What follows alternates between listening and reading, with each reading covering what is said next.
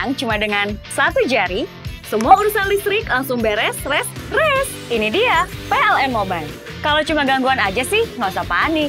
Tinggal tap menu pengaduan, cus petugas PLN-nya langsung datang. Atau mau isi token, pasang listrik baru, atau mau ubah daya, atau cek hitungan listrik.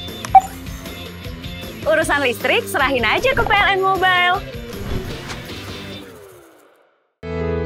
Hidup ini berawal dari sebuah mimpi, membawa keyakinan untuk meraih sebuah tujuan. Dimulai dari langkah kecil, kita nyalakan perubahan dengan energi baru. Saatnya kita bersiap untuk menyongsong masa depan dengan semangat keberlanjutan.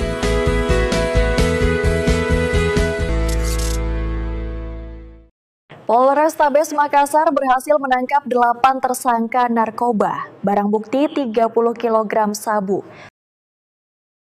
Sebanyak 13 kilo lebih sabu-sabu diamankan tim Satres Narkoba Polrestabes Makassar saat hendak masuk ke kota Makassar.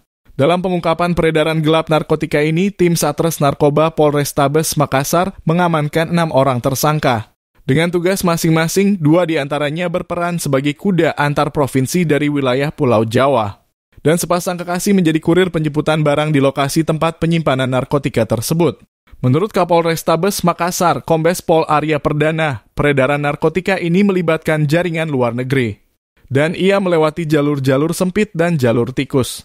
Lantaran pengirimannya melalui pelabuhan besar dan melalui udara sudah terdeteksi oleh pihak keamanan dan pihak bea cukai. Dan narkoba ini, kalau sabu dari Cina, tapi biasanya masuknya di Kalimantan, terus dengan jalur laut masuk ke Makassar, Sulawesi. Itu rute yang biasa. Mereka tidak mungkin melalui rute pesawat karena pasti ketahuan. Itu kan ada bea cukai kemarin angkap pesawat karena ada bea cukai. Tapi kalau ini melalui pelabuhan tikus biasanya.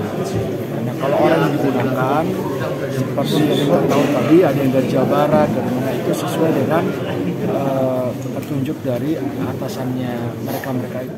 Dalam pengungkapan kasus peredaran narkotika ini, sebanyak 13 kilo lebih barang bukti diamankan.